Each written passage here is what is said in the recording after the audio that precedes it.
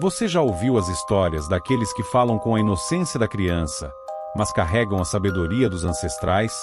Oni beijada a todos, e hoje vamos relembrar os caminhos de Pedrinho, o guardião travesso que ensina com riso, de Joãozinho, o pequeno sábio que cura com palavras simples, de Mariazinha e Joaninha, que transformam dor em esperança, e de Rosinha, cuja pureza ilumina até os corações mais endurecidos.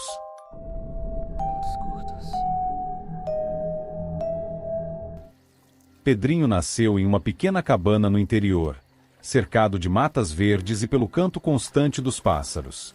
Sua família era humilde. Os pais trabalhavam de sol a sol na lavoura para garantir o sustento da casa, enquanto ele passava a maior parte dos dias cuidando de sua irmãzinha mais nova e ajudando a avó em pequenas tarefas.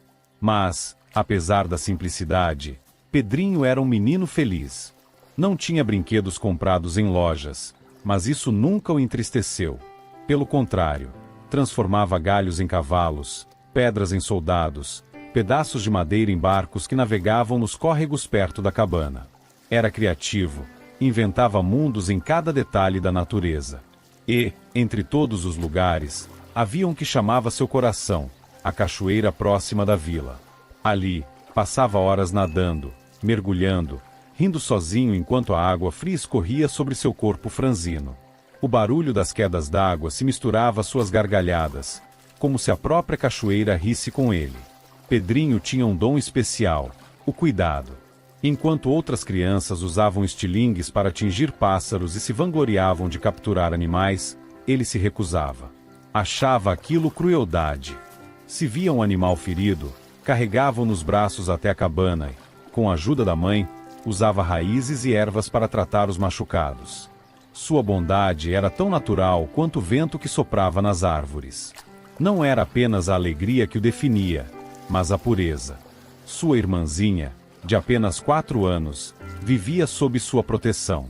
Ele a carregava nos ombros, contava histórias inventadas sobre fadas que viviam nas flores e peixinhos encantados que guardavam segredos nas águas da cachoeira.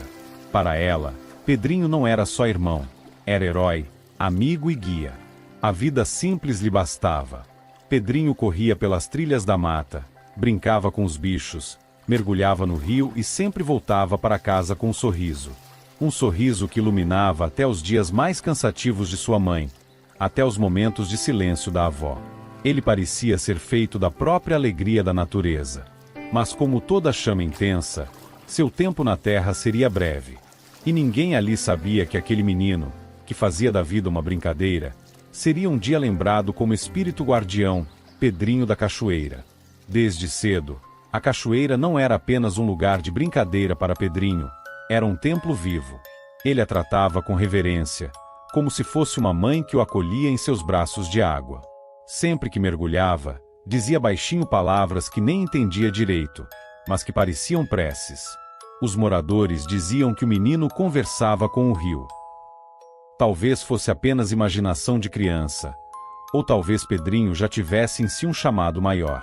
Era comum vê-lo sentado na beira da queda d'água, com os pés mergulhados até os tornozelos, observando os reflexos do sol que dançavam sobre a superfície. Ele acreditava que a água tinha poder de ouvir segredos, de guardar dores e de devolver paz. Sempre que alguém se sentia triste, ele os arrastava até o rio. Pedia que molhassem as mãos, que lavassem o rosto, e dizia: "Pronto, agora a tristeza vai embora com a correnteza." E, de fato, muitos saíam dali mais leves. Os adultos riam dessa mania do menino, mas, no fundo, sabiam que havia algo de diferente nele. Pedrinho tinha o dom de enxergar beleza até no que era pequeno. A pedra lisa rolando na água, o brilho de um peixe que saltava, a folha que descia flutuando até se perder na espuma branca. Ele acreditava que a cachoeira o ensinava. E talvez ensinasse mesmo. Aprenderá a observar os animais que se aproximavam dela, pássaros, veados, até pequenos macacos, como se todos buscassem, assim como ele, uma força invisível naquela queda incessante de água. Quando algum desses animais se feriam, era à beira da cachoeira que Pedrinho os tratava. Misturava barro úmido com raízes, fazia pequenas faixas de pano e cuidava com paciência até vê-los recuperar o vigor. Aos olhos de todos, era apenas um menino. Mas, Para a natureza, parecia ser um guardião. A água obedecia, as pedras o guiavam, os animais confiavam nele. Havia quem dissesse que seu riso se confundia com o próprio som da cachoeira, ecoando pelas matas. Sua irmãzinha era a que mais sentia isso. Quando chorava, Pedrinho a levava para brincar na beira do rio. Mostrava-lhe como as flores desciam pela correnteza, inventava que eram mensagens das águas, enviadas por encantados que viviam no fundo do poço mais profundo da cachoeira. A menina acreditava. E ria. E nesse riso, Pedrinho acreditava ainda mais que sua missão era simples e grandiosa: cuidar, proteger, ensinar a amar a vida.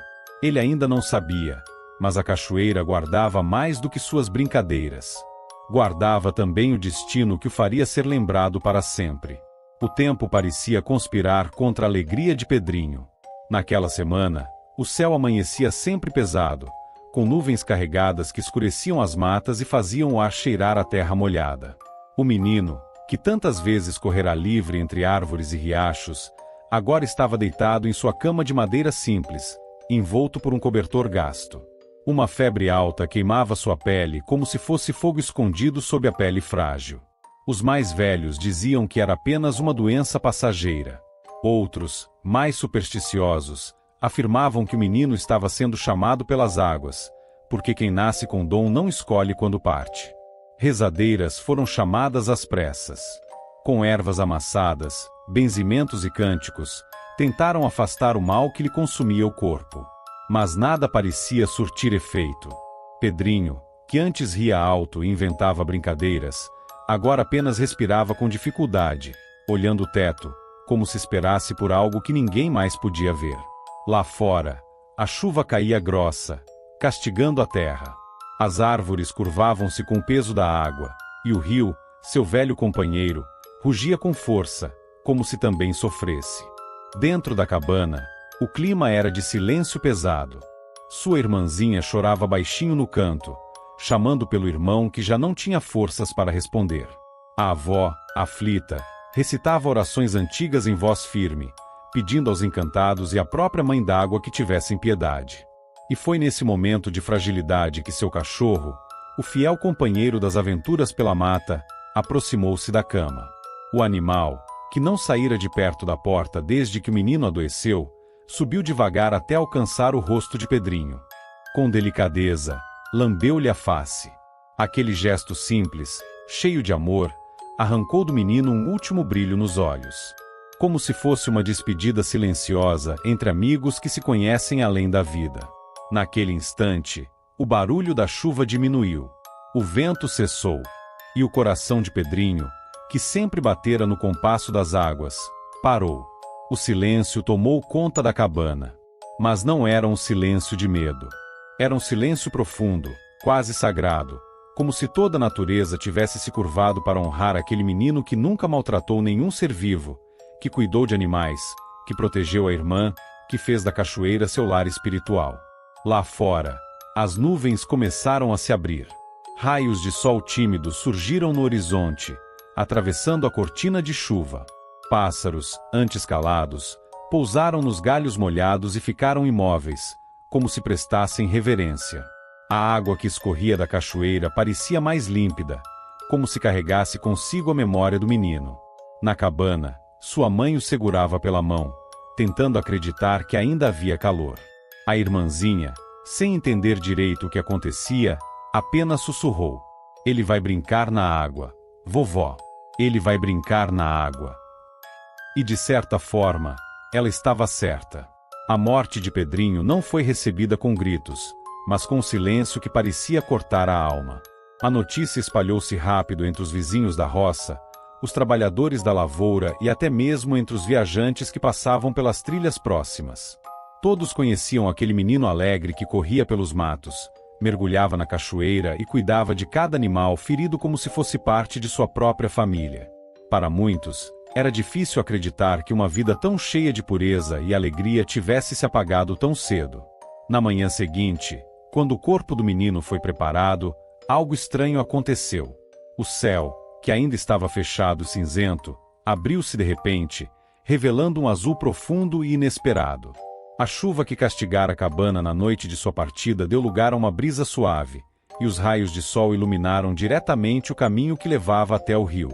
Parecia um chamado. Foi então que sua irmãzinha, ainda com lágrimas nos olhos, saiu correndo até a beira da água. Sentou-se nas pedras, encolheu-se como se buscasse abraçar a própria dor e ficou olhando a correnteza. De repente, começou a notar algo diferente. Flores boiavam descendo lentamente, carregadas pela força suave da cachoeira. Não eram flores arrancadas do campo, não eram trazidas por ninguém. Eram flores vivas, frescas, que surgiam misteriosamente, escorregando entre as gotas que caíam das pedras e descendo como se fossem presentes do próprio rio. A menina, maravilhada, estendeu a mãozinha pequena e trêmula. Uma das flores, branca como espuma, veio deslizando até repousar suavemente em sua palma. Naquele instante, ela sentiu um calor percorrer seu corpo, como se fosse o abraço do irmão perdido. Os mais velhos, ao ouvirem a criança contar o que vira, foram até a beira da água. E não havia como negar, as flores continuavam surgindo, sempre descendo da cachoeira em fileiras delicadas. Para alguns, aquilo era sinal de que o menino havia sido acolhido pelo rio.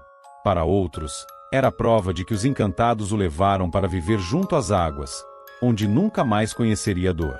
Foi então que surgiu a crença de que quem mergulhasse nas águas daquela cachoeira, a partir daquele dia, receberia um pouco da energia curadora de Pedrinho.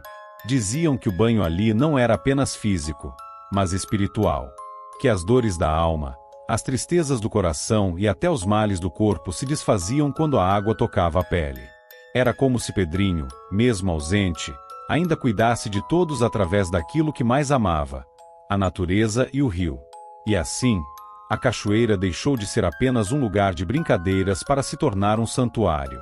As pessoas iam até lá não apenas para se banhar, mas para agradecer, para pedir cura, para sentir a presença daquele menino que se transformara em lenda. Meninos e meninas iam molhar o rosto, e ao sair da água, traziam um leve sorriso como se tivessem ouvido uma canção que jamais lembrariam em vigília.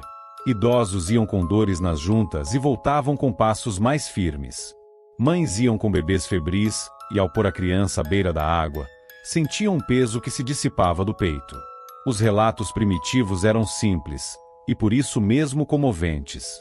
Uma senhora disse que durante a madrugada viu um menino pular sobre as pedras da queda. Outra contou que, depois de rezar, encontrou seu cachorro perdido repousando à margem como se tivesse sido guiado por mãos invisíveis. Aos poucos, as histórias convergiam para um nome sussurrado entre as plantas: Pedrinho. Pedrinho da Cachoeira. Os médiuns do terreiro vizinho sentiram a presença antes mesmo dos relatos públicos. Numa gira pequena, uma criança mediúnica, molequinha de sorriso fácil, começou a falar com palavras de gente grande. Descreveu a corizata da camisa que Pedrinho usava em vida, como ele ajeitava a irmã no ombro e como segurava um pirulito de coração. Quando o médium conheceu a história, entendeu, ali não era apenas memória, era manifestação. Pedrinho chegava com sua voz miúda, mas com a autoridade de quem cuida. Sua forma de trabalho é delicada e lúdica. Ele geralmente se apresenta como um menino de olhos brilhantes, cabelo molhado, calça curta e pés descalços, como se tivesse saído da água há segundos. Chega correndo, dá pequenas risadas, faz graça, e ao mesmo tempo coloca a mão na testa do enfermo, soprando uma brisa morna que parece dissolver o aperto do peito. Aos que sofrem de insônia traz sono reparador. Aos que choram, traz sonhos em que aparecem flores boiando. Aos que sentem medo, entrega coragem em pequenas doses, como se alguém tivesse enrolado um pirulito em papel de afeto para eles. As oferendas mais frequentes são simples e cheias de afeto. Pirulitos em formato de coração, sempre com aquele gosto doce e massa macia, balas coloridas, flores brancas levadas até a margem e, às vezes, bonequinhos de pano deixados nos troncos próximos. Pedrinho aceita com alegria. Ama o que é singelo, um sinal claro da sua origem humilde. Nos terreiros, quando chega, costuma querer brincar primeiro, brincar de esconde-esconde, mexer nas guias das crianças e só depois, cuidar das dores. Essa mistura de travessura e cura é sua assinatura. As curas atribuídas a Pedrinho não são sempre espetaculares, são pequenas grandes coisas. o bebê que deixou de chorar após um banho de água da cachoeira, a jovem que encontrou paz para decidir o futuro, o homem que reencontrou um objeto perdido que guardava memória de família. Mas existem também relatos que arrepiam. Um pescador que tinha medo de voltar à enchente por ter perdido um filho e, depois de um banho guiado por um médium que revelou a presença do menino, reencontrou coragem e voltou a lançar a rede. Em cada caso, a ênfase é a mesma: cura que restaura o cotidiano, não só o corpo. Pedrinho também cura em sonhos. Quem invoca seu nome antes de deitar relata sonhos coloridos. Ele aparece correndo entre as pedras, estende a mão e mostra um caminho feito de pequenas flores brancas que levam a uma clareira onde tudo está bem. Ao despertar, a pessoa traz uma sensação de ordem interior, como se alguém tivesse recolocado peças soltas do coração. E há, claro, o caráter de proteção infantil. Nos terreiros, Pedrinho protege crianças e mulheres, afasta maus sonhos, assombrações de ódio e as influências pesadas que insistem em perturbar os mais frágeis. Ele age como o irmão maior que sempre cuida, às vezes brincalhão, às vezes firme, mas sempre com ternura. Sua presença lembrou ao povo que a simplicidade pode ter grande poder, e que a água, quando tocada pela pureza, é também remédio e caminho. Joãozinho chegou ao mundo não num quarto, mas num porão de navio. O ar era abafado, o chão úmido, o futuro incerto. As paredes de madeira rangiam com o balanço do mar, enquanto correntes tilintavam como sinos tristes anunciando a dor que viria. Sua mãe viera da África acorrentada, com os pés feridos pela travessia e o coração esmagado pela saudade de uma terra que talvez nunca mais veria. Era uma mulher forte, mas cansada. Uma guerreira forçada a se curvar. E mesmo assim, quando o menino nasceu, em pleno mar, entre choros e orações abafadas, ele veio sorrindo. Sorrindo como quem desafia os deuses. Sorrindo como quem diz: eu vim para mudar tudo isso. Era como se a própria esperança tivesse se escondido na alma daquele recém-nascido. Os que estavam ali, presos no mesmo porão, dizem que o choro de Joãozinho era diferente. Era riso travestido de vida nova. Uma gargalhada silenciosa que rasgava o ar impregnado de medo.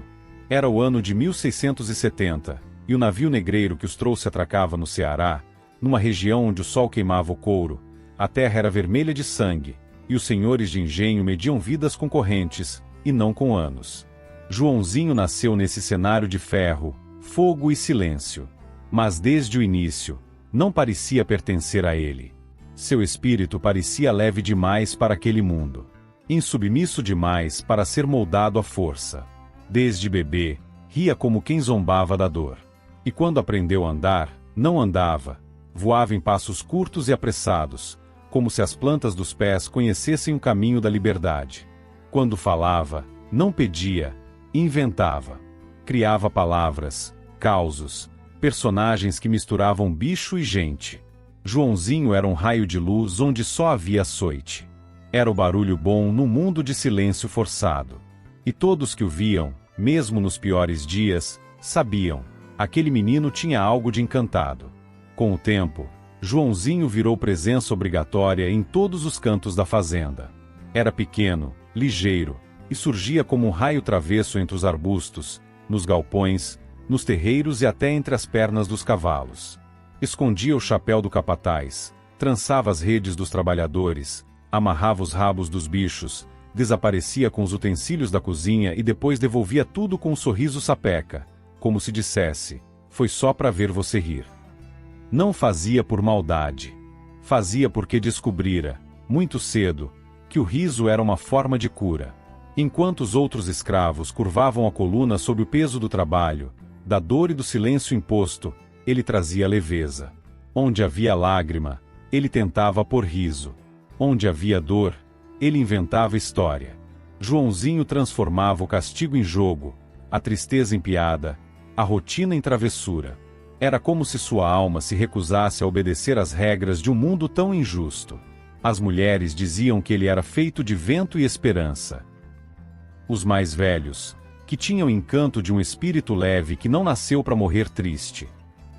Joãozinho brincava com todos, mas prestava atenção em quem mais sofria.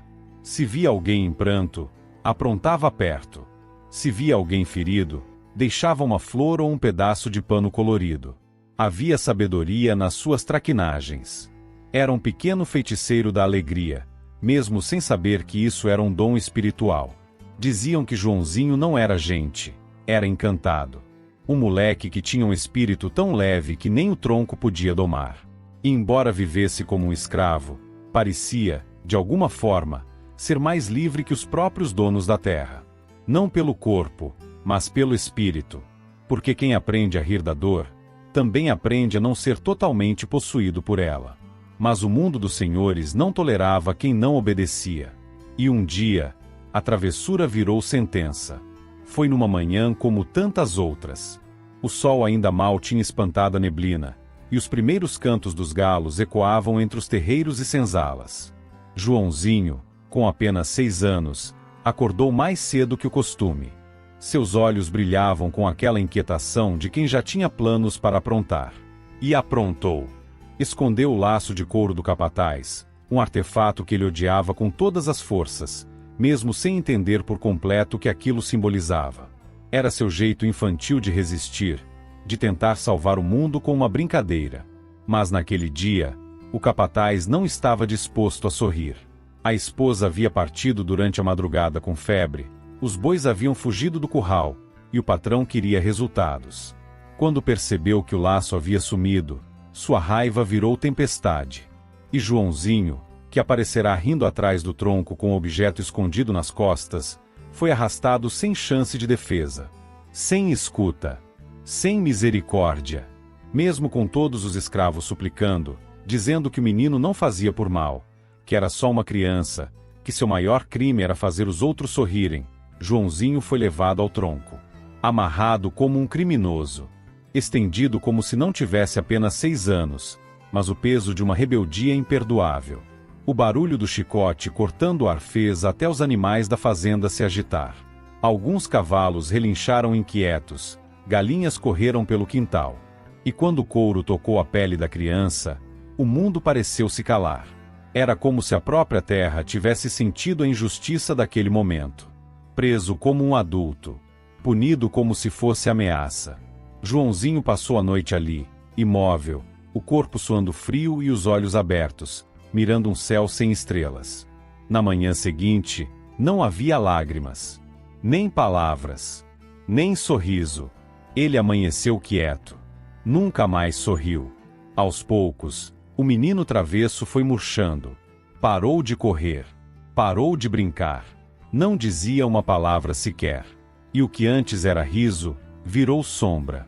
O que era luz, virou névoa. A alegria se desfez. Joãozinho começou a morrer devagar, não no corpo, mas na alma. E quem olhava nos olhos dele, já não via um menino. Via um espírito que começava a se afastar. Não foram doenças. Não foi fome. Não foi castigo físico. Foi tristeza. Uma tristeza que não chorava, apenas se espalhava em silêncio, como sombra invadindo os cantos do coração.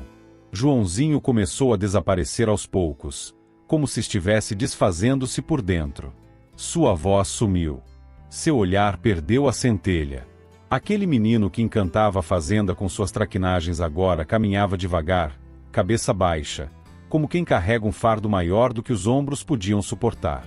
Hoje, com outros nomes, chamaríamos isso de depressão.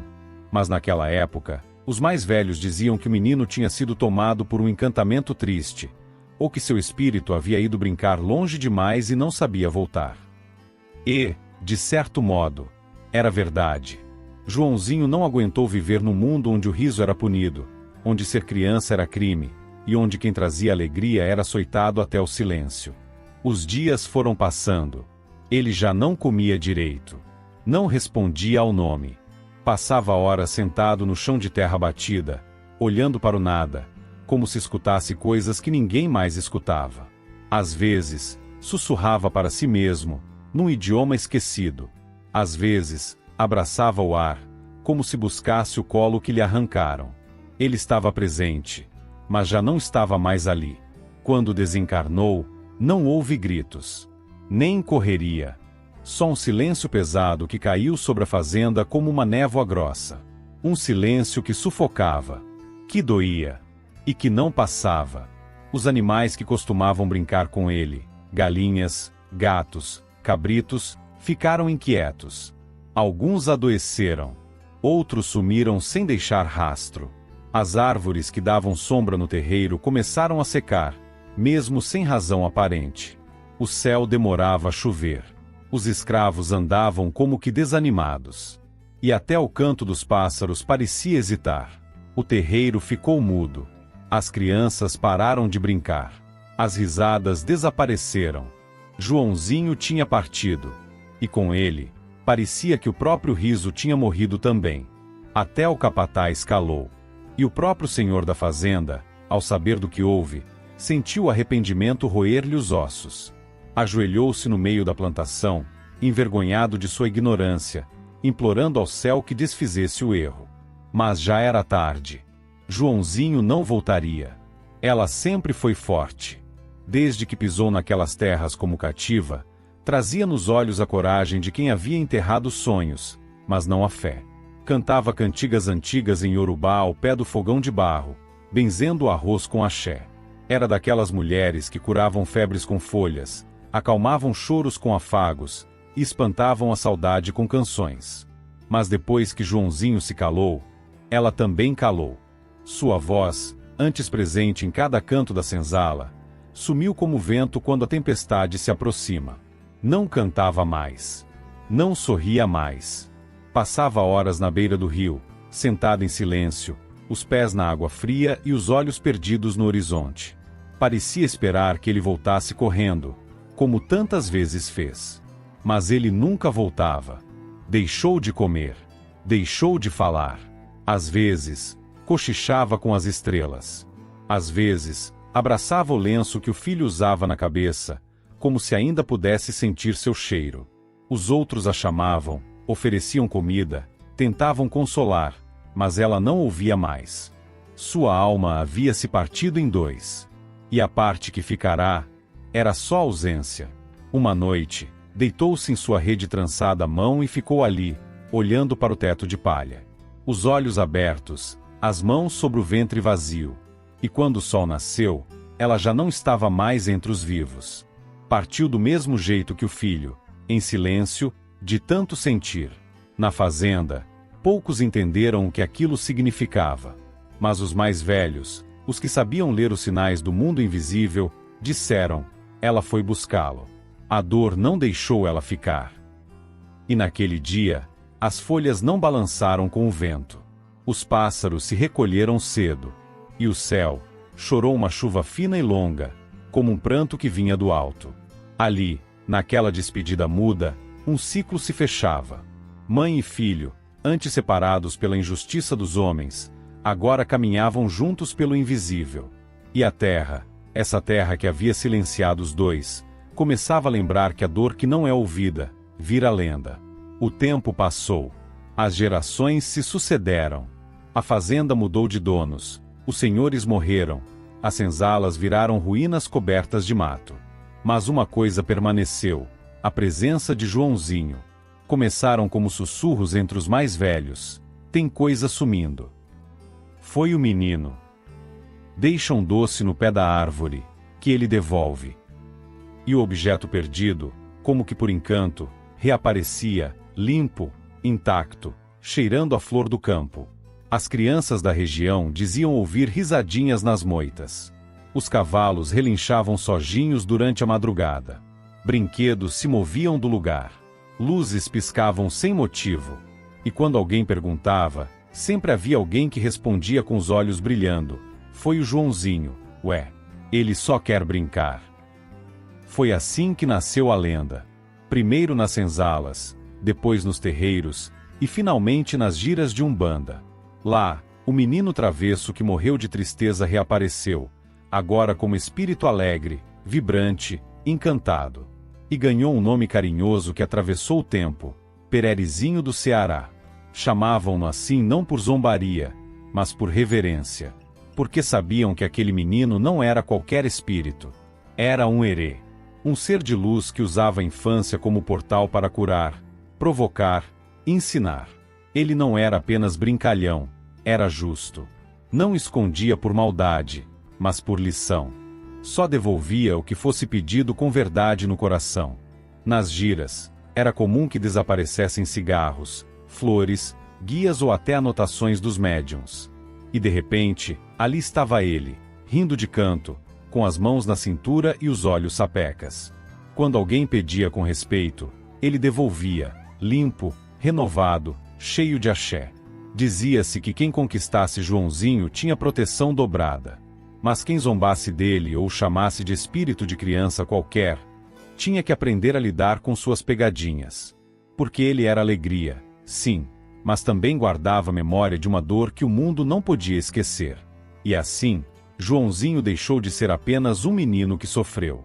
Tornou-se um símbolo, uma força, um lembrete vivo de que nem toda alegria é tola, e nem toda criança é frágil.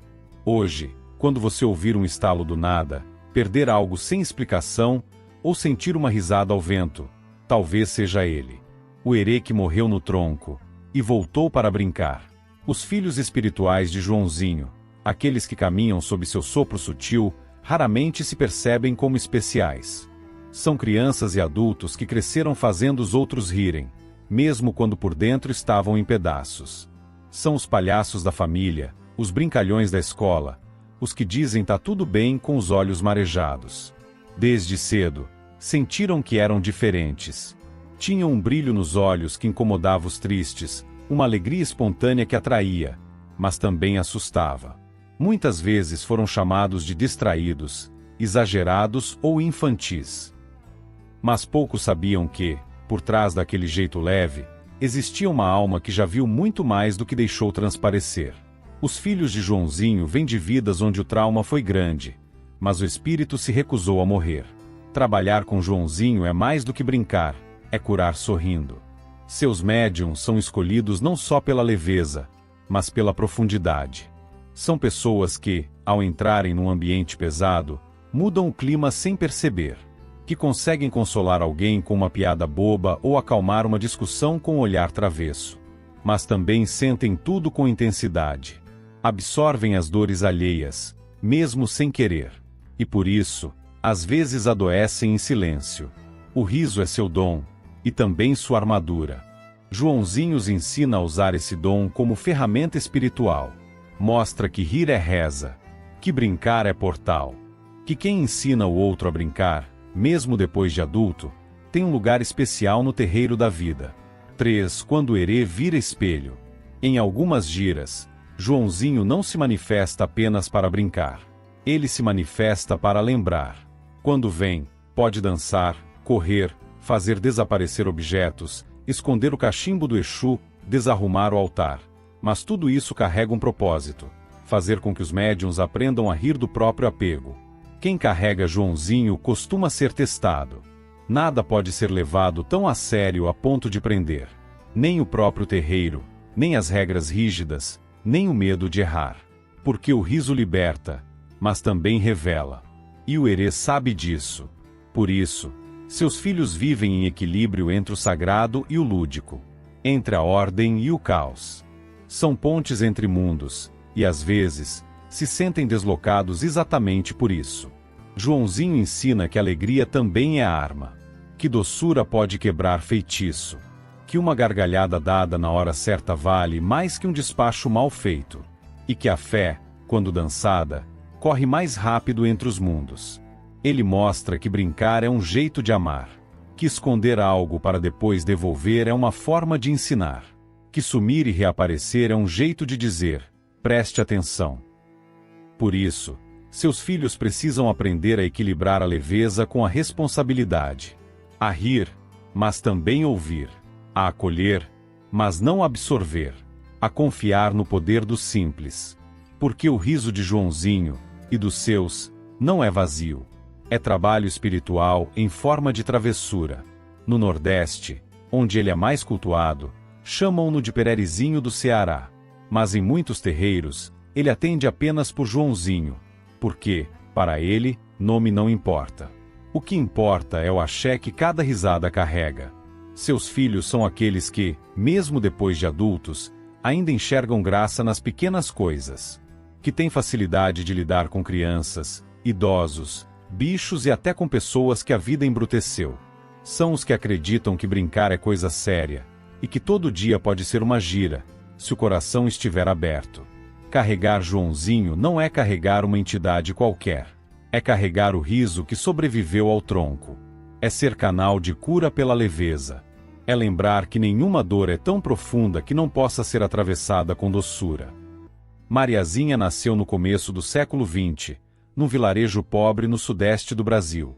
Era filha de pescadores, gente simples que tirava o sustento do mar com as mãos calejadas e o rosto queimado de sol. Conchas quebradas nas pedras e cantigas antigas entoadas por vozes femininas que pareciam carregar segredos ancestrais. O vilarejo era pequeno, com casas de palha e madeira, sustentadas mais pela fé que pelo concreto. Seus pais, pescadores humildes, viviam do que o oceano ofertava, sempre com os olhos voltados para o horizonte e os joelhos curvados em respeito àquela imensidão azul que dava, mas também tirava. Desde cedo, Mariazinha parecia diferente. Enquanto outras crianças corriam pelas areias atrás de Siri, ela ficava imóvel, os olhos negros fixos nas ondas, como se ouvisse um idioma antigo que ninguém mais compreendia. Não era tristeza. Era encanto. O mar falava com ela, sussurrava nas marés, chamava pelo seu nome nos sibilos do vento, embalava seus sonhos como uma avó embala o neto em rede de algodão. A avó, aliás, fora sua maior referência. Uma mulher de mãos grossas e alma doce, que chamava o oceano de Janaína e dizia que o sal das águas era mais sagrado que qualquer incenso. Nas noites de lua cheia, sentavam-se juntas à beira da praia. A avó falava baixinho sobre uma rainha das águas, sobre conchas que escutavam desejos, sobre peixes que levavam recados aos orixás. Mariazinha escutava como quem reconhece, não como quem aprende.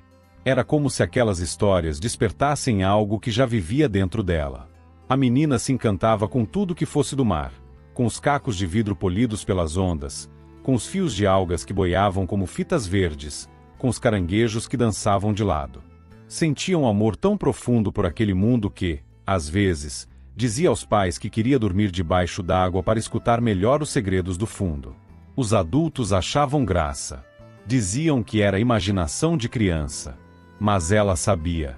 Sentia no peito que havia nascido para algo maior do que a vida comum do vilarejo. Algo que vinha das profundezas, das correntes, do sal. E embora ainda não compreendesse o que era esse chamado, já se preparava para ele em silêncio. Não com palavras, mas com o coração sempre voltado para o mar. Era fim de tarde quando tudo começou a mudar. O sol já se escondia, tingindo o céu de laranja e violeta, enquanto a maré baixava lenta, deixando poças mornas sobre a areia e revelando conchas esquecidas pelo tempo. Mariazinha, como de costume, sentou-se à beira da praia, os pés cobertos de areia úmida, as mãos desenhando círculos e espirais que se apagavam ao primeiro sopro do vento. Pensava na avó, como sempre fazia quando o silêncio tomava conta do vilarejo. Pensava na voz da velha senhora, que dizia que o mar era mais do que água, era caminho, era mãe, era espelho da alma. Nesse instante, o ar pareceu mudar. Um perfume leve e desconhecido, como jasmim molhado com sal, invadiu o ambiente. As ondas pararam de quebrar por um segundo. Um silêncio espesso caiu sobre o mundo, como se a própria natureza prendesse o fôlego. E foi então que Mariazinha viu. Ao longe, uma silhueta surgia sobre as águas. Não caminhava, deslizava. O vestido flutuava como névoa líquida, os cabelos longos escorriam pelas costas como uma cascata negra, e cada passo fazia brotar pequenas luzes ao redor dos pés. Não havia barulho, nem sombra, apenas luz e movimento. Um fenômeno impossível que não causava medo, mas reverência. A menina arregalou os olhos. Não conseguia se mover. Nem queria. A mulher se aproximava lentamente, como quem sabe que o tempo não apressa aquilo que é sagrado. Quando chegou à beira da areia, parou. Os olhos, profundos como o oceano e brilhantes como as estrelas refletidas na água, fixaram-se nos de Mariazinha. E então ela sorriu. Um sorriso antigo. Um sorriso que a menina já conhecia de algum sonho, de alguma memória que não era desta vida. A mulher estendeu a mão. Era um gesto simples, mas que parecia conter o peso de um milagre. E, num tom de voz que soava como música esquecida, ela falou: Maria, eu te conheço desde antes do tempo. Você é mais do que pensa, muito mais do que vê. A menina sentiu as lágrimas correrem antes mesmo de entender por quê. Não era tristeza. Era como se algo dentro dela despertasse, como se o mar, o sal, as estrelas e as cantigas da avó tivessem, de repente, feito sentido. Aquela mulher não era uma mulher comum. Era a presença, era mistério, era a origem. E Mariazinha, sem entender como, sabia que aquele seria o primeiro passo de uma jornada que ligaria seu pequeno corpo humano à vastidão invisível do sagrado. Depois que a mulher se foi, o mar continuou em silêncio. Um silêncio espesso, como se a praia inteira houvesse parado para escutar o que só o coração podia compreender. Mariazinha permaneceu sentada, os olhos fixos na linha do horizonte, tentando entender se aquilo tudo tinha sido sonho, milagre ou loucura. O sal secava em sua pele como uma bênção deixada para trás, e o vento, que antes soprava leve, agora se calava como um segredo bem guardado. Seu corpo parecia o mesmo, mas algo dentro dela havia mudado para sempre. Era como se cada célula carregasse agora uma lembrança antiga, um chamado ancestral. A areia sob seus pés parecia pulsar, e o mar sussurrava um nome que só ela ouvia: Maria. Não o nome que usavam para chamá-la na vila, mas o nome verdadeiro, o nome sagrado, que a mulher havia pronunciado com ternura. A menina sentia que havia sido tocada por algo que não era deste mundo, mas que pertencia a ele de forma profunda e invisível. Ela olhou ao redor. O vilarejo, ao longe, ainda parecia adormecido, ignorante do que acabará de acontecer. Seus pais, pescadores simples, provavelmente esperavam para o jantar, alheios à missão que agora pulsava em seu peito pequeno. E por mais que quisesse correr e contar, algo a impedia. Talvez fosse o peso da responsabilidade, talvez fosse a intuição de que algumas verdades só podem ser ditas com gestos, não com palavras. Então, ela apenas ficou ali. O corpo imóvel, o olhar perdido, o coração cheio. À sua frente, o mar permanecia calmo. Mas Mariazinha sabia, aquilo era apenas o silêncio antes da onda. Algo se aproximava. Algo grande, invisível e devastador. E quando finalmente se erguesse, ela teria que estar pronta. Não era mais apenas uma menina. Era a filha do mar. E o mundo ainda não sabia, mas logo aprenderia. O vilarejo mergulhava lentamente num luto silencioso. A peste já havia levado crianças, idosos, mães, irmãos. As casas de palha tremiam não mais com o vento, mas com os soluços abafados das famílias. Muitos já haviam perdido a fé, e até o mar, antes fonte de sustento e beleza, parecia cúmplice daquele sofrimento. Foi então que Mariazinha, ainda tão pequena e frágil, voltou à beira da praia como quem retorna ao altar. Ela não trazia remédios, nem promessas. Trazia apenas a lembrança da voz da mãe do mar e a certeza que brotava do fundo de seu coração. Sentou-se na areia, os joelhos dobrados, o vestido sujo de terra e sal, e começou a chamar, um a um, os pescadores contaminados. Sua voz era suave, mas ressoava como um tambor ancestral. Alguns hesitaram, outros zombaram, mas a maioria foi, por fé, desespero ou esperança. À medida que os homens se aproximavam, Mariazinha os acolhia com um olhar doce e firme. Molhava as mãos no mar, como se mergulhasse no ventre da própria Iemanjá, e lavava a cabeça de cada um com gestos delicados e repetidos, como quem tece um encantamento com fios de água. Não havia pressa. Cada toque parecia carregar milênios de saber, herança de sua avó, de sua linhagem, da força invisível que a guiava. E algo extraordinário começou a acontecer. Os olhos febris dos doentes perdiam o brilho opaco. Suas mãos tremúlas voltavam a se firmar. Um por um, os pescadores se levantavam diferentes. Uns choravam, outros riam, e muitos caíam de joelhos, não diante da menina, mas do mar, como se soubessem que ali havia ocorrido um milagre. A fila crescia. Vinham pessoas carregadas nos ombros, trazidas em redes, empurradas em carroças. E Mariazinha, incansável, continuava. Banhava com a fé, com a doçura, com a coragem de quem entende que o amor também cura. Os gritos de desespero começaram a dar lugar a orações improvisadas. Os rostos assustados se abriam em espanto e gratidão. A praia virou santuário. E ali, diante do mar, a menina se tornava guia. Não por poder, mas por compaixão. A fama do milagre correu mais rápido que o vento que soprava do oceano. Em pouco tempo, a notícia atravessou os becos do vilarejo, subiu os morros, penetrou as janelas envidraçadas dos casarões dos senhores. Mariazinha, a filha de pescadores, a menina de olhos doces e pés descalços, havia parado a peste com as mãos e com a água. Era impossível ignorar. Os patrões, homens de posses, ternos engomados e corações endurecidos, não sabiam o que fazer com aquilo. Acostumados a decidir quem vive e quem morre, não suportavam a ideia de que uma criança, vinda da pobreza, houvesse feito o que eles, com todo o poder e dinheiro, não puderam. O medo vestiu a máscara da fúria. Começaram a falar em bruxaria, em feitiço, em pacto com forças ocultas. Alguns gritavam nas varandas que aquilo era heresia. Outros mandavam cartas a padres e autoridades. Mas no fundo, o que os inquietava não era a espiritualidade, era o descontrole. Era a ideia de que uma menina, guiada apenas por fé e ancestralidade, estivesse desafiando a lógica da hierarquia. Ela curava sem pedir nada. Tocava os doentes sem se curvar. E onde antes havia submissão, agora havia reverência. Não à riqueza, mas à água e ao amor.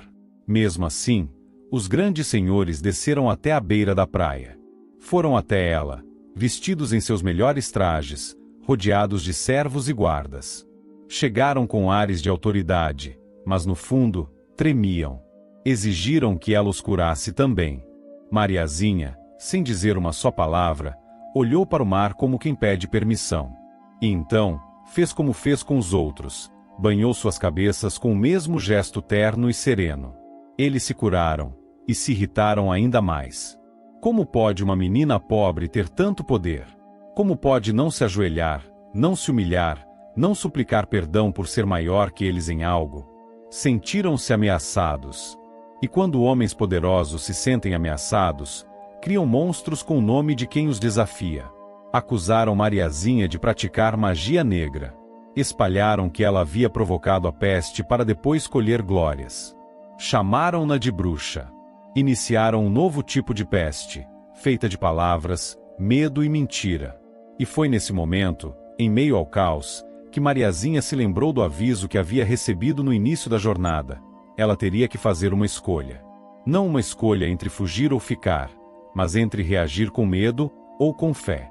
Após curar os ricos e os pobres, os justos e os injustos, Mariazinha pensou que o pior havia passado. Mas o mundo dos homens é ingrato com aqueles que desafiam sua lógica de poder. E a menina, que apenas banhou cabeças com a água do mar, foi acusada de bruxaria. Ela é uma feiticeira, uma criança endemoniada. Gritavam os que antes suplicaram por sua ajuda. A multidão se formava. Os poderosos inflamavam a ignorância dos que temiam o que não compreendiam. Os pescadores tentavam defendê-la, mas estavam fracos, divididos entre a gratidão e o medo. E Mariazinha, em silêncio, observava. Naquele instante, sentiu a mesma brisa morna que sentirá na primeira vez. Um sussurro vindo do mar, doce e firme, que dizia: "Agora é sua hora, minha filha." Ela olhou para trás e viu o vilarejo onde crescerá, os rostos que curara, os que a aplaudiram e agora condenavam. E então, virou-se para o mar. Deu o primeiro passo descalço sobre a areia molhada. O segundo, já com os olhos marejados. E o terceiro, com o coração em paz. Caminhou até a linha onde a água toca os pés. E ali, diante de todos, mergulhou sem medo, como quem volta para casa. As ondas a cobriram, e ela desapareceu. Nunca mais viram Mariazinha. Alguns dizem que foi levada pelas águas. Outros, que foi escondida pelos deuses. Mas os antigos sabem, ela não sumiu. Se transformou.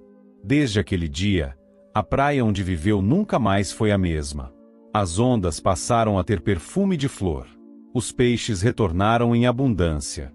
E quem ali se ajoelha com fé, sente uma presença suave, como o carinho de uma mãe ou o riso de uma criança. Ela voltou, sim, mas em forma de luz.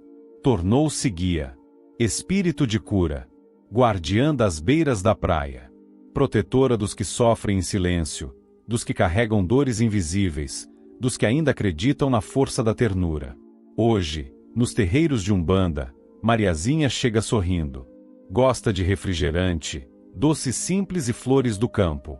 Senta nos cantos, escuta os pedidos com olhos atentos e mãos leves. E quando banha alguém com sua energia, é como se o mar inteiro lavasse a alma da pessoa.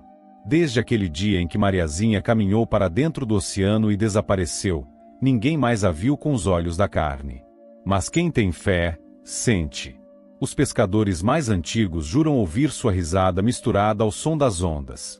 As marisqueiras dizem que, às vezes, encontram suas pegadas pequenas na areia, mesmo quando ninguém mais passou por ali. E toda vez que alguém faz um pedido sincero à beira-mar, uma flor flutua entre as espumas. Seu nome virou reza. Seu gesto virou guia. Sua história, ensinamento. Os médiuns dizem que, quando ela chega no terreiro, o ar muda. É como se uma brisa salgada invadisse o espaço. As dores físicas aliviam, as mágoas se dissolvem como sal na água. Ela não fala alto, não impõe. Mariazinha apenas escuta, e toca o coração com a delicadeza de quem um dia foi criança e aprendeu a curar com as mãos. Seu legado não está só nas curas que realizou. Está, principalmente, na decisão que tomou, escolher o amor mesmo quando o mundo ofereceu medo. Ela poderia ter fugido. Poderia ter escolhido o ódio. Mas optou pelo mar, símbolo de entrega, de purificação, de fé. E por isso, sua força ecoa até hoje. Mariazinha é invocada por mães aflitas, por filhos perdidos, por aqueles que choram escondido, sem saber a quem recorrer. E ela vem. Sempre vem. Com um riso leve. Com um cheiro de alfazema. Com um presente trazido pela maré. Às vezes, basta sentar-se à beira da praia e chamar seu nome com o coração limpo, e ela se manifesta. Ela é uma herê das águas. Uma guardiã das marés. Uma criança que se fez guia espiritual. E se hoje há tanta dor sendo curada nas giras, tanto sorriso renascendo nas tempestades da vida, é porque, um dia, uma menina teve coragem de confiar no chamado do mar. No coração da mata fechada, onde o ar era úmido e denso como um abraço antigo, existia um reduto de liberdade conhecido como Quilombo do Congo. Era mais que um refúgio, era um lar erguido com mãos calejadas, mas firmes, onde cada pedra no chão carregava histórias de coragem e cada tronco de árvore sabia o nome de quem havia fugido da escravidão para respirar ali. Foi nesse chão sagrado que, no alvorecer de um dia sereno, nasceu Joaninha. Veio ao mundo envolta por pano simples, mas recebida com cantos, danças e lágrimas de alegria, porque cada nascimento no Quilombo era uma vitória contra o esquecimento e a opressão. Desde os primeiros passos, Joaninha parecia carregar um brilho diferente no olhar. Era uma criança de pele da cor da terra molhada e sorriso aberto como o céu depois da tempestade.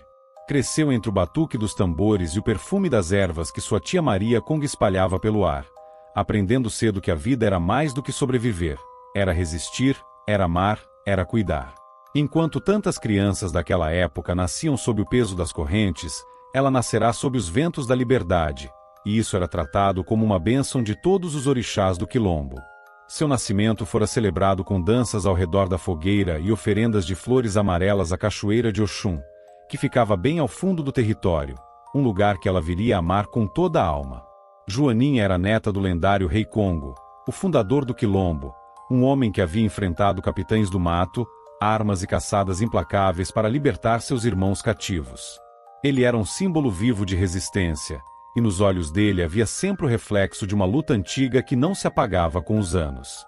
Também era sobrinha de Maria Conga, uma preta velha respeitada por todos, conhecida por curar feridas com folhas e rezas, e por falar com os espíritos como se falasse com velhos amigos. Joaninha cresceu cercada por esse legado de força e sabedoria, e desde muito pequena já demonstrava uma curiosidade incomum, Queria entender o que fazia as pessoas sofrerem, mais ainda, o que as fazia continuar mesmo depois da dor. Era comum vê-la sentada perto da fogueira, com as perninhas cruzadas e o olhar vidrado nos anciãos que contavam histórias da travessia dos mares, dos navios negreiros, das fugas corajosas e dos irmãos que nunca voltaram. Ela escutava tudo em silêncio, com o peito apertado, mesmo sem entender todos os detalhes. Sabia apenas que a liberdade era algo precioso, e que havia custado lágrimas e sangue de seu povo. Talvez por isso andasse descalça pela terra como quem agradece a cada passo, ou abraçasse os animais feridos como se pudesse devolver-lhes o que o mundo lhes tirara. Mesmo tão pequena, havia algo de imenso nela, como se já tivesse vindo ao mundo com uma missão invisível escrita na alma.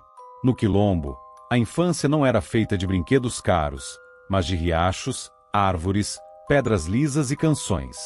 Joaninha corria com as outras crianças entre os troncos altos, trançava flores nos cabelos e ria alto, um riso leve que parecia espantar as sombras. Quando caía, levantava sozinha, limpava o joelho e continuava, como se fosse feita de esperança.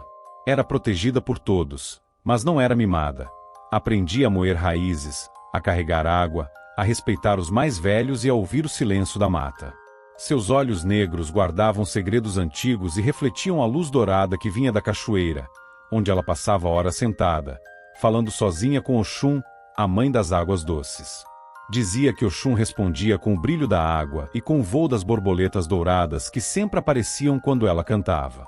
Assim, entre risos, cantigas e ensinamentos, a pequena Joaninha foi crescendo, livre, forte, cercada de amor, mas também cercada pelas memórias de um mundo cruel que existia além das fronteiras do Quilombo, um mundo que ela ainda não conhecia, mas que um dia iria tocar e transformar para sempre. Joaninha tinha apenas 6 anos, mas sua alma parecia muito mais antiga do que o corpo pequeno podia conter. Enquanto outras crianças se distraíam com brincadeiras e corridas entre as árvores, ela passava longos minutos observando os adultos do Quilombo voltando de suas expedições de resgate. Vinham cansados, suados, com roupas rasgadas e o olhar marcado pela dor do que haviam visto, mas vinham sorrindo, trazendo nos ombros os irmãos recém-libertos, os sobreviventes das senzalas. Para Joaninha, aquilo era como presenciar um milagre. Ela não compreendia por completo a crueldade que havia lá fora, mas compreendia o brilho nos olhos daqueles que atravessavam as matas guiados pela esperança de salvar alguém. E, no íntimo, desejava fazer parte daquela missão. Ela sonhava em ser como seu avô, o Rei Congo, que aos olhos dela parecia maior que qualquer montanha. Ele caminhava com passos firmes e voz grave, e quando falava, até o vento parecia parar para escutá-lo. Joaninha se escondia atrás das árvores para observá-lo preparando as expedições, trançando cordas, afiando facas, recolhendo ervas curativas com Maria Conga. Queria segui-lo, queria provar que também podia ajudar, mas os adultos sempre diziam que ela era muito pequena, que ainda não entendia os perigos do mundo dos brancos. Isso não a desanimava. No fundo do coração, ela acreditava que a coragem não tinha tamanho, e que o amor era mais forte do que qualquer medo. Quando o sol se punha e o céu se enchia de estrelas, Joaninha deitava sobre uma esteira de folhas secas e ficava olhando o céu. Gostava de imaginar que cada ponto de luz era uma alma que já havia voltado para a liberdade, e que um dia, quando ela fosse grande, também brilharia lá no alto por ter feito algo importante. Nesses momentos, cochichava para Oxum seus segredos, que queria curar os feridos, consolar os tristes e proteger os mais fracos. Pedia que a Mãe das Águas lhe ensinasse os caminhos da doçura e da coragem, e prometia que nunca teria medo se fosse para salvar alguém. E o vento, suave e morno, parecia acariciar seus cabelos como uma resposta silenciosa. Foi nesse tempo de sonhos que conheceu outra criança do Quilombo, um menino chamado Dandinho. Tinha quase a mesma idade que ela e o mesmo olhar inquieto, como se o corpo estivesse no Quilombo, mas o espírito estivesse sempre além das fronteiras, buscando quem ainda precisava de ajuda. Juntos, tornaram-se inseparáveis. Corriam, riam, colhiam flores, faziam armadilhas de gravetos para pegar passarinhos, que sempre soltavam depois, só para vê-los voar de novo. Dandinho lhe contava que queria ser forte como o Rei Congo, e Joaninha respondia que queria ser sábia como Maria Conga. Eram duas crianças de pés descalços e sonhos imensos. Mas o tempo, que para as crianças parecia infinito, começou a apertar o passo. Cada vez mais, os resgates se tornavam perigosos. Os capatazes das fazendas estavam armados, e os capitães do mato se tornavam mais cruéis a cada derrota. Joaninha percebia os olhares pesados dos adultos, as conversas sussurradas à noite e as preces mais demoradas ao redor da fogueira. Sentia que algo grande estava para acontecer, e que, de algum modo, ela faria parte disso. Foi então que, numa tarde de céu cor de cobre, Dandinho lhe propôs um pacto secreto, que eles fugiriam juntos para acompanhar o rei Congo em uma de suas expedições. Não para brincar, mas para ajudar de verdade. Joaninha hesitou. Sabia que era perigoso, sabia que o avô jamais permitiria. Mas também sabia que seu coração não caberia mais dentro do peito se ficasse para trás enquanto vidas estavam sendo salvas. Então os dois apertaram as mãos, jurando silêncio e coragem, como pequenos guerreiros selando um destino. Naquela noite, enquanto todos dormiam, Joaninha ficou acordada, escutando o canto distante dos grilos e o murmúrio da cachoeira. E no fundo de sua alma, sentiu que algo estava prestes a mudar para sempre. A lua cheia iluminava o quilombo como um grande olho silencioso quando Joaninha e Dandinho escaparam de suas esteiras de folhas, caminhando de fininho para não acordar ninguém. Os sons da noite pareciam mais altos do que nunca, o farfalhar das folhas, o canto dos grilos, o rugido distante da cachoeira. Cada passo era um misto de medo e excitação. Eles sabiam que estavam quebrando uma regra sagrada, mas sentiam, lá no fundo, que também estavam obedecendo a algo maior, uma voz mansa e firme que sussurrava em seus corações: vão, porque o amor é coragem em movimento. Seguiram os passos do rei Congo e dos guerreiros, que já haviam partido mais cedo para a missão de resgate. Caminharam por horas, atravessando matas fechadas, guiados apenas pela luz da lua e pelo instinto infantil que parecia conhecer os caminhos tão bem quanto os adultos. Dandinho tentava disfarçar o medo, mas suas mãos tremiam. Joaninha, por sua vez, apertava firme a concha dourada que trazia pendurada ao pescoço, presente de Maria Conga, que lhe dissera um dia que aquela concha havia tocado as águas de Oxum e carregava a proteção da mãe. Era sua única arma e seu único escudo. Quando enfim alcançaram o grupo, o silêncio caiu como um pano pesado. Estavam à beira de uma grande fazenda, onde dezenas de escravos eram mantidos acorrentados. O plano dos adultos era libertá-los antes do amanhecer. Os dois se esconderam atrás de um tronco, observando com os olhos arregalados enquanto os guerreiros preparavam cordas, ferramentas e pequenas bolsas de ervas curativas. Joaninha sentia o coração bater no ritmo da terra. Ali, naquela fronteira entre a vida e a morte, a infância começava a se desfazer dentro dela como um pano antigo. Quando o ataque começou, o mundo virou caos. Gritos, tiros, correria. Os negros lutavam com a fúria de quem carrega séculos de dor nos ombros, e os capatazes resistiam com a crueldade de quem nunca aprendeu o valor da compaixão. Joaninha e Dandinho ficaram paralisados por alguns instantes, mas ao ver um dos guerreiros caído com um corte profundo na perna, Dandinho correu para ajudá-lo. Foi nesse instante que um tiro seco ecoou, e o corpo do pequeno tombou no chão, silencioso, com os olhos ainda abertos para o céu. Joaninha gritou seu nome, mas o som se perdeu no estrondo da batalha. Ela correu até ele, mas outro perigo se aproximava. Um dos capangas a viu e ergueu a arma. A pólvora brilhou por um instante no escuro. E então, como se o tempo tivesse se partido ao meio, uma figura surgiu entre os dois. A sinhazinha da fazenda, a jovem patroa, correndo desesperada. Atirou-se na frente de Joaninha e recebeu o disparo no ombro, caindo sobre a terra encharcada de sangue e lágrimas.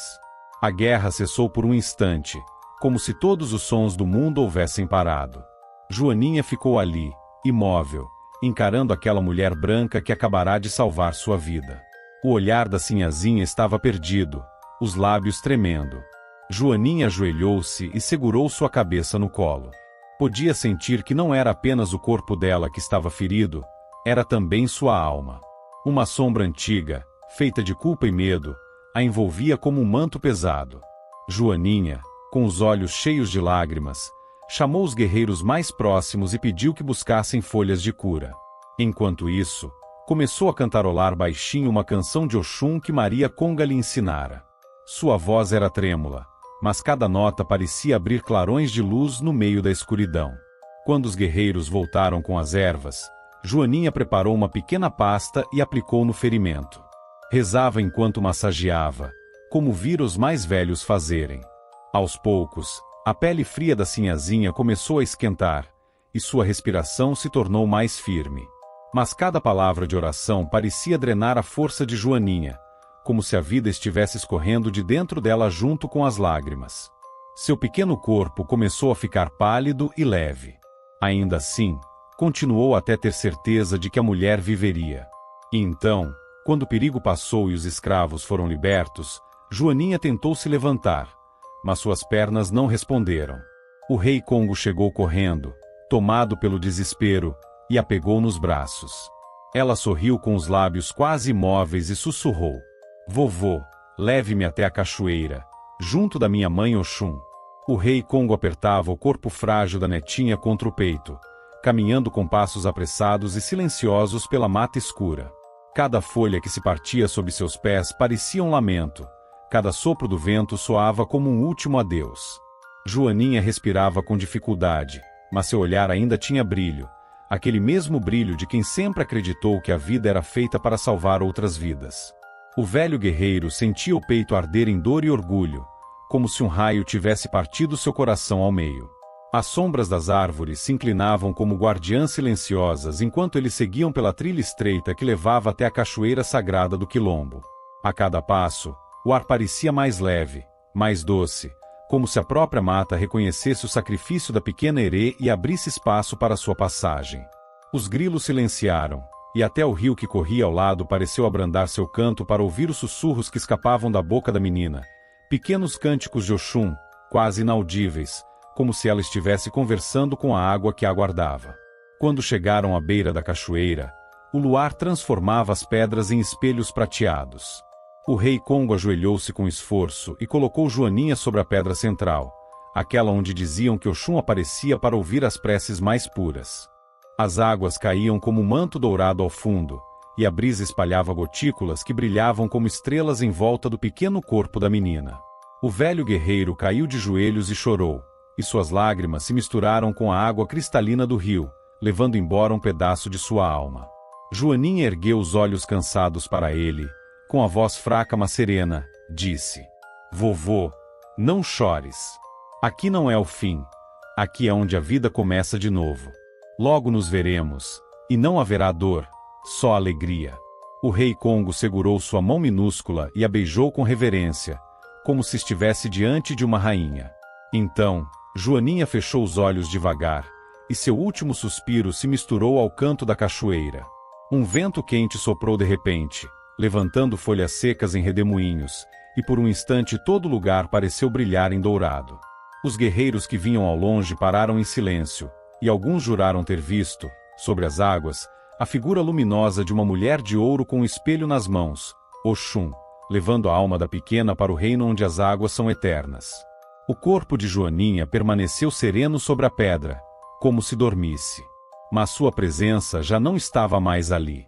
A mata se encheu de perfume de flores e o canto dos pássaros recomeçou, suave, como um cântico de boas-vindas. O rei Congo, ainda ajoelhado, ergueu o olhar para o céu e prometeu que a história da pequena salvadora nunca seria esquecida. Quando o último sopro de vida deixou o pequeno corpo de Joaninha, o mundo pareceu suspirar junto. A floresta ficou imóvel, o vento cessou, e até a cachoeira caiu num silêncio profundo, como se o próprio tempo tivesse parado para honrar aquele instante. Então, um brilho suave começou a se espalhar sobre a pedra onde ela repousava. Era como se o luar tivesse descido à terra, envolvendo a menina em um manto dourado. As águas ergueram espirais cintilantes ao seu redor, e uma melodia doce, que ninguém soube de onde vinha, começou a soar entre as árvores. No centro desse silêncio encantado, uma figura luminosa emergiu da cascata. Era Oxum, radiante como o sol ao amanhecer, trazendo consigo o perfume das flores e o som das águas calmas. Seus olhos, profundos como lagos dourados, fitavam a criança com ternura infinita. Ela se aproximou, e com mãos suaves como a brisa, ergueu a alma de Joaninha, agora brilhante como cristal, leve como um raio de luz. A menina abriu os olhos espirituais pela primeira vez e sorriu, reconhecendo ali o colo que sempre sonhara. Oxum a acolheu junto ao peito, e o mundo inteiro pareceu cantar. Você cumpriu sua missão, minha pequena, disse a orixá, com voz de rio manso, deu sua vida para salvar outra, e transformou dor em amor. Por isso, será lembrada eternamente. A alma de Joaninha reluzia, e pétalas brancas começaram a chover do céu, dissolvendo-se antes de tocar o chão. Atrás de Oxum, outras entidades se aproximaram. Eram os ereis, crianças de luz que corriam entre flores e estrelas, trazendo risos cristalinos que ecoavam como sinos distantes. Eles cercaram Joaninha, girando em danças circulares, e cada passo deles deixava faíscas douradas no ar. Um deles colocou uma coroa de pequenas conchas e flores amarelas sobre sua cabeça. Outro lhe entregou um espelho minúsculo feito de água. Então Oxum proclamou diante de todos: a partir de hoje, esta criança será conhecida como Joaninha das Almas. Guardiã dos corações cansados, curandeira das dores invisíveis, amiga das almas que se perderam da esperança. Um raio de luz dourada caiu do céu e envolveu Joaninha. Sua roupinha rasgada de criança se transformou em tecidos de cor dourada e branca, com pequenos detalhes em verde e azul. Seus pés descalços agora tocavam pétalas de flores que surgiam sob cada passo. E quando ela falou, sua voz soou como um canto de passarinho depois da chuva, leve, doce e cheia de esperança. Os ereis a aplaudiram com palmas suaves, e o riso de Joaninha ecoou pelo plano espiritual, acendendo luzes em lugares que antes só conheciam escuridão. Desde então, Joaninha passou a caminhar entre o mundo dos vivos e o mundo dos espíritos, levando alegria onde havia tristeza, esperança onde havia abandono. Tornou-se presença constante nos terreiros, descendo em festas de Cosme e Damião, trazendo flores, doces e curas invisíveis. Quando alguém perde a fé, é ela quem sopra coragem ao coração cansado. Quando uma alma está ferida e sem rumo, é ela quem aparece, sorrindo, para guiá-la de volta à luz. E assim nasceu Joaninha das Almas, a erê que transformou a própria morte em renascimento, e fez do amor sua eterna morada. Hoje, Joaninha das Almas caminha leve entre dois mundos, o das crianças e o das almas, trazendo consigo a mesma doçura com que partiu. Quando chega aos terreiros, sua presença transforma o ar, o ambiente se enche de risos suaves, o perfume de flores frescas se espalha e uma brisa morna parece acariciar os ombros de todos. Muitos médiuns dizem que antes mesmo dela se aproximar, pequenas pétalas aparecem no chão e um canto infantil começa a ecoar bem baixinho, como um sussurro de esperança. Joaninha trabalha curando feridas que os olhos não veem. Leva consolo aos corações que perderam a vontade de sorrir e limpa dores antigas que ficaram escondidas na alma. Costuma sentar-se no colo de quem sofre e balançar os pés no ar enquanto canta baixinho, trazendo alívio como quem embala um sonho. Seu toque é tão suave que muitos descrevem como um sopro de luz, e seu sorriso parece acender cores onde antes só havia cinza. Nenhuma lágrima passa despercebida por ela. Cada uma é recebida como uma semente, e Joaninha as transforma em flores invisíveis no jardim espiritual. Por sua ligação com as almas, costuma acompanhar os pretos velhos, ajudando-os a resgatar espíritos que estão cansados e perdidos. É conhecida por ir até os lugares mais escuros do plano espiritual, levando uma lanterna feita de estrelas e um cesto de flores brancas. Com isso, ela encontra crianças desencarnadas que ainda não entenderam que partiram, acalma seus choros e as conduz de volta à luz com brincadeiras e histórias encantadas. Para muitos espíritos, o primeiro sorriso depois da dor vem com o olhar de Joaninha. Quando se manifesta nas giras, traz consigo a energia de Oxum, doce, serena e cintilante como o brilho do sol na água. Dança rodopiando com uma fitinha dourada nas mãos, às vezes distribuindo balas, pirulitos e flores aos presentes. Sua gargalhada ecoa como sinos de cristal, quebrando as correntes invisíveis do medo, da tristeza e do desânimo. É por isso que tantos dizem que ela não cura apenas o corpo espiritual, mas também reacende a fé e a esperança de quem já não acreditava mais em si mesmo. Joaninha gosta de receber flores amarelas e brancas, fitinhas douradas e doces simples como balas de mel ou pirulitos em forma de coração. Não exige luxos, apenas gestos sinceros de carinho. Ela ensina que os milagres nascem das coisas pequenas, de um abraço, de um sorriso, de uma palavra gentil. Por isso, sempre que alguém diz que está cansado de viver, ela quem aparece para lembrar que a vida ainda guarda surpresas, que o amor ainda existe e que os corações partidos também podem voltar a bater com alegria. E assim, a pequena Herê que um dia entregou a própria vida para salvar outra alma segue espalhando luz. Joaninha das almas é a guardiã dos sorrisos que foram esquecidos, a curandeira das dores silenciosas, e a menina de Oxum que corre entre flores, cachoeiras e estrelas, levando consigo a certeza de que até na escuridão mais densa pode nascer um raio de esperança. O ano era 1820. A vila de São Bento das Areias ficava encravada entre falésias gastas pelo vento e um mar de azul profundo que nunca se cansava de cantar. As casas eram de barro, os telhados de palha, e a vida seguia o compasso lento das marés. Os homens partiam para a pesca antes do sol e voltavam com os rostos queimados e os olhos cheios de esperança ou de vazio. As mulheres, com mãos calejadas e ternura escondida no olhar, lavavam redes e cuidavam das crianças que cresciam como conchas na beira do mundo. Naquela manhã, o céu estava coberto por nuvens pesadas, e o vento trazia um cheiro de sal que ardia nos olhos. O mar parecia inquieto, empurrando as ondas com uma força incomum, como se quisesse devolver algo que havia guardado por tempo demais. Foi então que os pescadores a viram. Primeiro, pensaram ser apenas um tronco ou destroços de alguma embarcação perdida. Mas, à medida que a pequena canoa se aproximava, perceberam que havia algo de estranho nela. Não se movia como madeira solta, mas deslizava com propósito, guiada por correntes invisíveis. E dentro dela, enroscada em algas e conchas cintilantes, repousava uma criança. Era uma menina de talvez 3 anos, a pele pálida como areia clara e os cabelos escorridos em fios negros e molhados. Seus olhos, porém, eram a coisa mais incomum que qualquer um daqueles homens já havia visto. 2 círculos profundos de um azul tão vivo que pareciam conter o próprio oceano. No pescoço, pendia um colar simples, feito de corda fina trançada e uma única pedra de topázio azul, que reluzia como se abrigasse um pedaço de céu líquido. Ela respirava, mas não chorava, nem falava. Apenas os observava com aquele olhar silencioso e antigo demais para caber num corpo tão pequeno. Os homens hesitaram. Nenhum deles ousou tocá-la de imediato, como se um feitiço os mantivesse a um passo de distância. Até que João Pescador, o mais velho da vila, se ajoelhou na areia e ergueu a menina nos braços. "É do mar", sussurrou ele, com a voz embargada. "E o mar não devolve nada por acaso." Levaram-na até a capela da vila, onde as mulheres limparam seus cabelos e embrulharam-na em panos secos. Quando lhe perguntaram o nome, ela nada disse, apenas sorriu de leve, como quem ouve uma canção distante.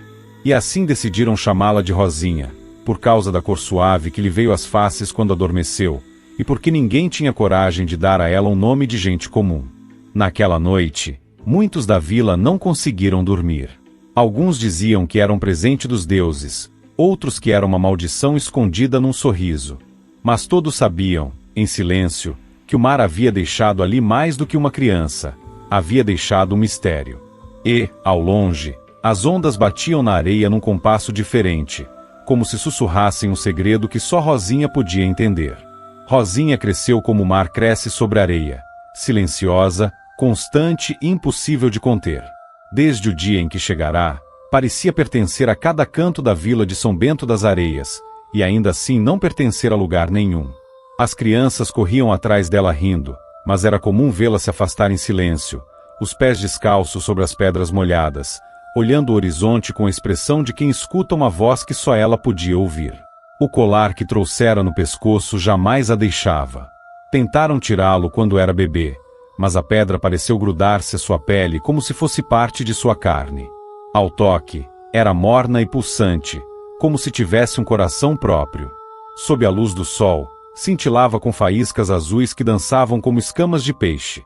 Sob a luz da lua, tornava-se translúcida e viva, projetando reflexos que pareciam formar pequenos símbolos na água.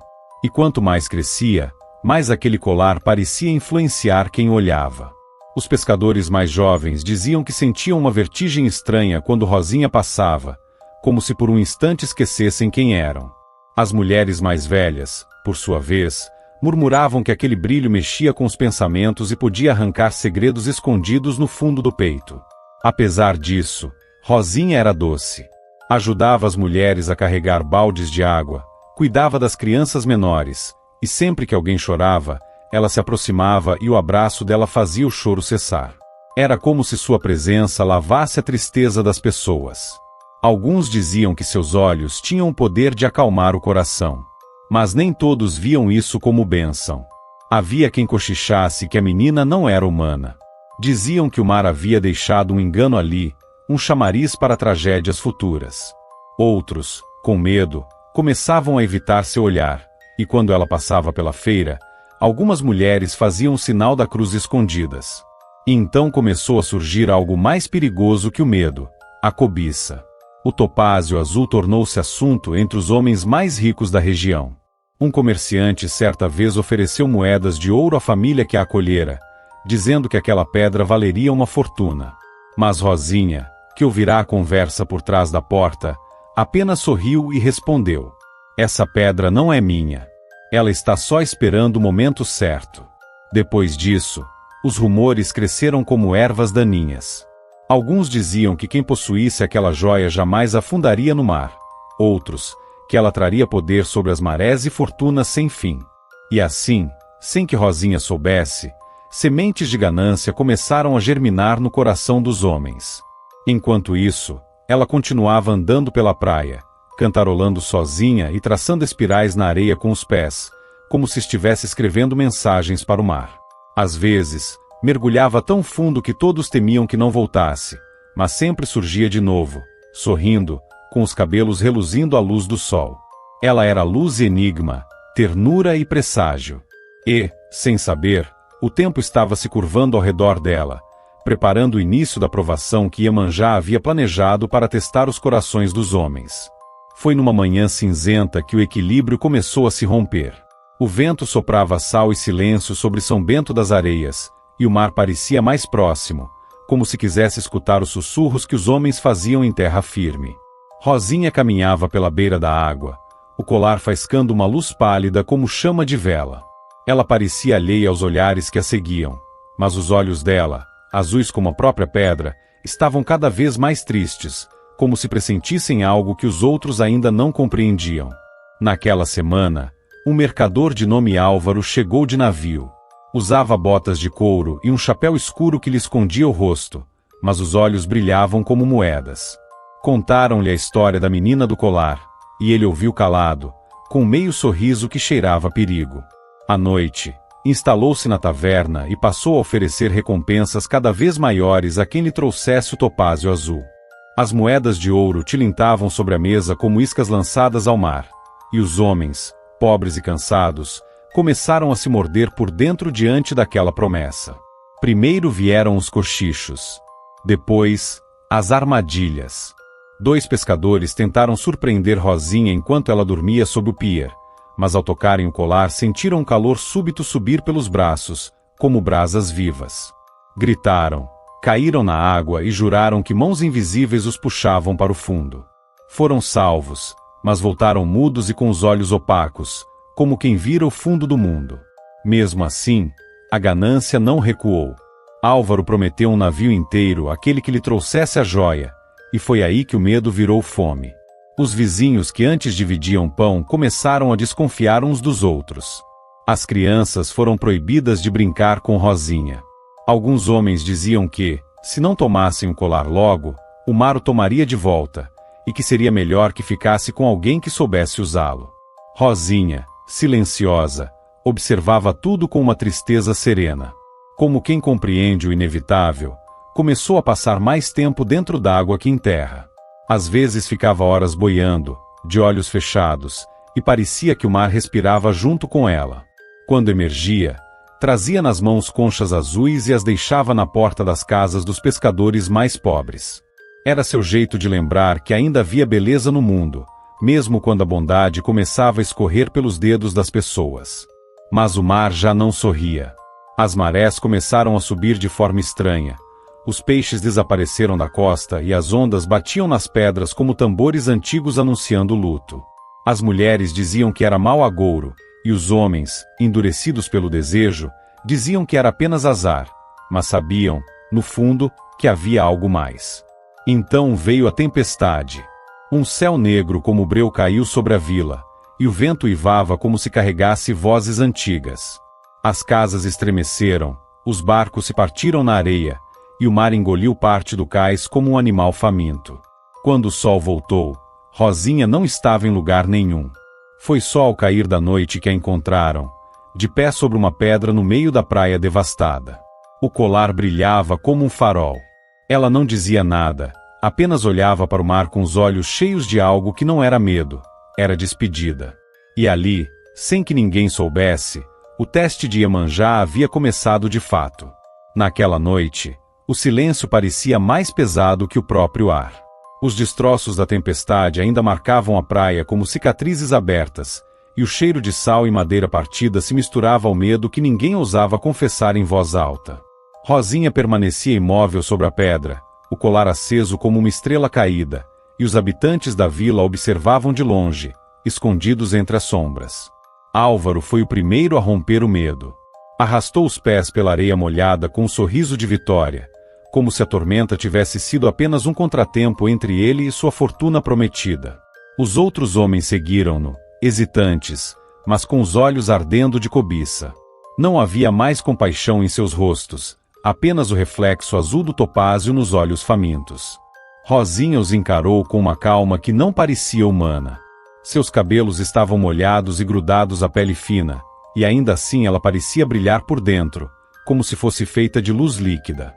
Vocês não entendem, murmurou ela, e sua voz saiu tão suave quanto o canto distante de uma baleia. Este colar não é meu. Nunca foi. Álvaro avançou, rindo, e arrancou o colar de seu pescoço com um puxão seco. No instante em que seus dedos tocaram a pedra, um clarão azul varreu a praia, e o vento explodiu como se o próprio oceano tivesse se erguido. Álvaro gritou. A pele de suas mãos queimava como se segurasse gelo incandescente, e o colar, agora suspenso no ar, começou a girar lentamente sobre a pedra, emitindo um som baixo e profundo que parecia vir das entranhas do mundo. O mar respondeu. Uma onda colossal ergueu-se no horizonte, alta como um prédio, e veio avançando em silêncio mortal. Os homens correram, tropeçando uns nos outros, mas Rosinha não se moveu. Apenas ergueu os olhos para o céu, e por um segundo pareceu sorrir, não um sorriso de alegria, mas de alívio. A onda atingiu a pedra num impacto ensurdecedor. Água e luz se misturaram num turbilhão que engoliu Rosinha e o colar, deixando apenas espuma luminosa que cintilava como pó de estrelas. Quando a água recuou, não havia corpo algum, nem vestígio do topázio azul. Só a pedra nua e fria, e um silêncio tão profundo que fazia os ouvidos doerem. Durante dias, o mar ficou calmo, mais calmo do que jamais havia sido. Os peixes voltaram, a brisa tornou-se leve, e até as gaivotas, que haviam desaparecido, regressaram ao porto. A vila recuperou-se, mas as pessoas passaram a evitar a pedra no meio da praia, como se temessem que ela ainda guardasse o eco de algo maior do que podiam compreender. Mas o que ninguém viu, o que ninguém poderia ver, foi que, bem no fundo do oceano, Rosinha despertava outra vez. Seu corpo não era mais carne, e sim luz suave que dançava como pluma na correnteza. Braços maternos feitos de espuma e estrelas a envolveram, e uma voz que soava como todas as conchas do mundo disse: "Agora, minha filha, você está em casa." Rosinha abriu os olhos, e seus olhos eram 2 pequenos mares. O colar se desfez em pó luminoso e afundou em seu peito, tornando-se parte dela para sempre. Ela não era mais apenas uma menina. Era um herê, um espírito de luz, mensageira da bondade que resistiu mesmo quando o mundo tentou comprá-la. E desde aquele dia, dizem que quando o céu escurece de repente sobre São Bento das Areias, uma luz azul dança sob as ondas. É Rosinha da praia, rindo como só as crianças do mar sabem rir, e lembrando aos homens que há coisas que o ouro jamais poderá tocar. O tempo passou como passa a maré, lento, mas inevitável. A vila de São Bento das Areias cresceu, envelheceu, e mudou de rosto como quem troca de pele, mas a lenda de Rosinha da praia jamais partiu. Ninguém mais ousou tocar na pedra onde ela desaparecera, e até os pescadores mais céticos faziam o sinal da concha ao passar por ali, temendo que um gesto de ganância pudesse acordar a fúria silenciosa do mar. Às vezes, quando o entardecer se pintava de azul e dourado, as crianças diziam ouvir gargalhadas vindas das ondas, risos leves, doces, cheios de sal e vento, que não pertenciam a nenhum ser humano. Os mais velhos diziam que era o riso dos hereis, e que Rosinha agora caminhava com eles, carregando nos olhos a calma das marés e no coração a luz que nenhum homem conseguiu apagar.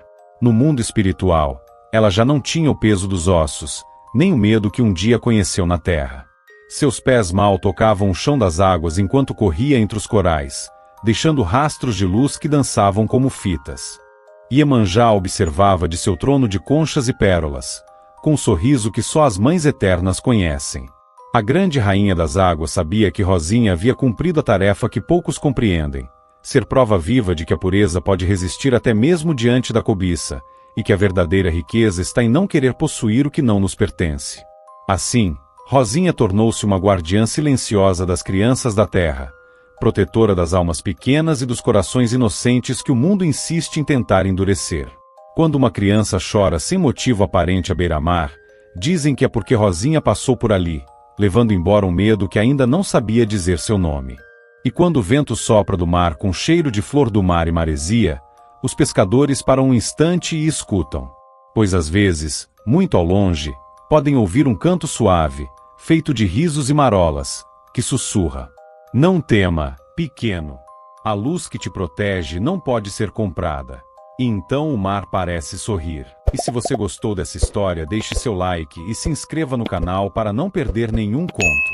E se você quer ajudar o canal a trazer ainda mais histórias, você pode contribuir através do botão Valeu Demais aqui embaixo.